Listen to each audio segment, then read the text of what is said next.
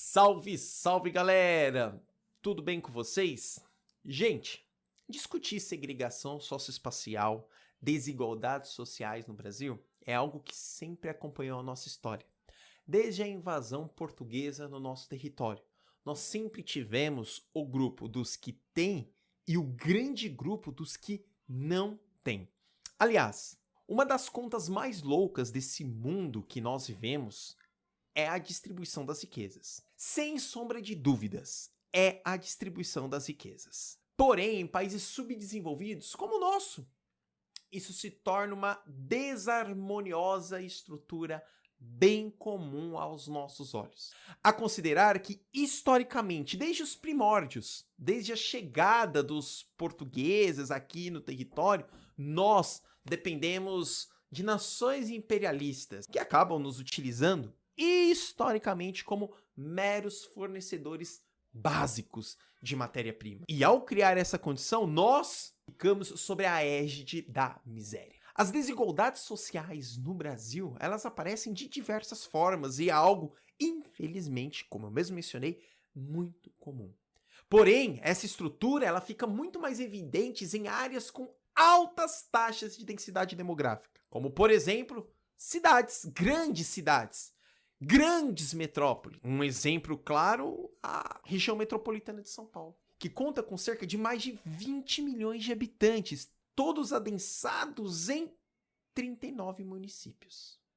E desses 20 milhões, muitos assistem à segregação socioespacial diariamente. E é louco que essa segregação socioespacial ela é representada pela total marginalização de direitos.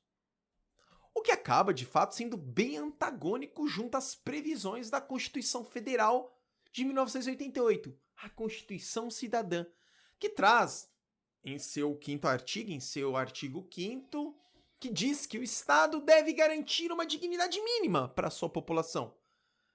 Só que a gente assiste uma estrutura tão louca que talvez se fosse o mínimo estaria bom, pois nem o mínimo chega.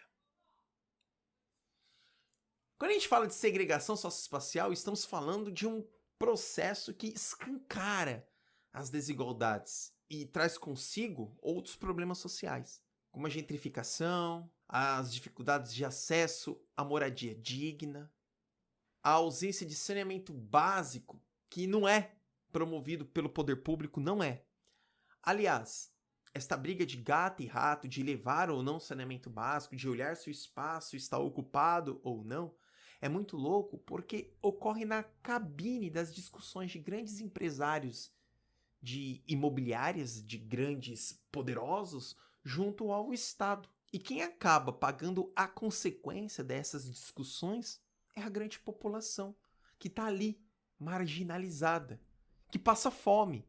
Porque, querendo ou não, gente, nesse processo de segregação socioespacial, a fome ela é urgente. E a dignidade também. Parte dessa população que sempre viveu na marginalidade, ela agora começou a ser vista. Não é? Porque a pandemia escancarou essas relações e começou a ser vista por aqueles que viviam seus contos de fada da Faria Lima.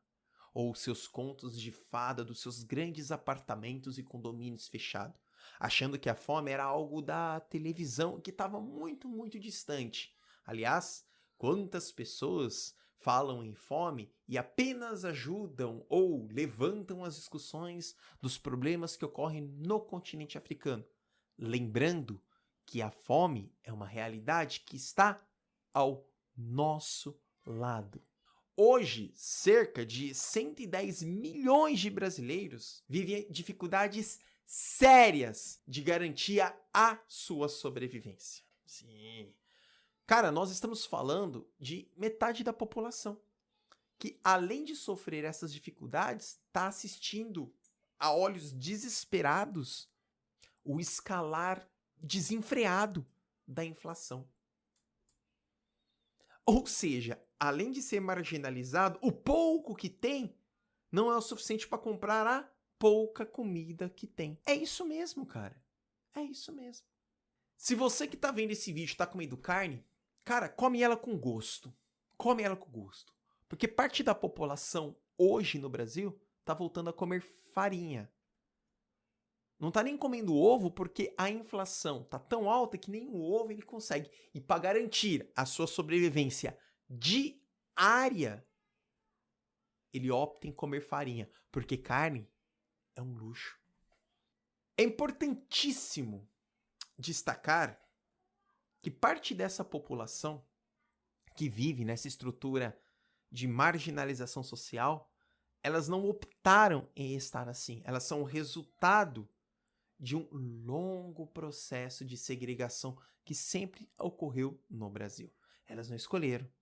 Porque às vezes é muito fácil alguém virar para essas pessoas e chamá-las de indigentes, chamá-las de vadios ou outro qualquer nome para lhe dar conforto e falar: ah, eles estão assim, sabe como é difícil, né? Mas a chance é para todos. Aquele papo, né? Ah, eu mereci. Você sabe como é isso.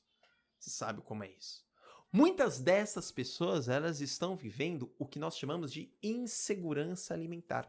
Aliás, insegurança alimentar, ela é um nome pomposo e por muitas vezes bem glamuroso para justificar a fome. A insegurança alimentar é a fome. As pessoas estão tendo fome. E é triste pensar que, infelizmente, a conta acaba chegando para eles. Não para aquele pequeno grupo que com pandemia ou sem pandemia, com vírus ou sem vírus, vai passar. Por isso a gente não tem um novo normal. A gente continua do jeito que o mundo sempre foi. Muito, muito, muito obrigado, galera. Valeu demais. Não se esqueça de curtir, comentar com respeito, compartilhar e abraçar, mesmo que à distância, as pessoas. Muito obrigado, galera. Vamos juntos até o final.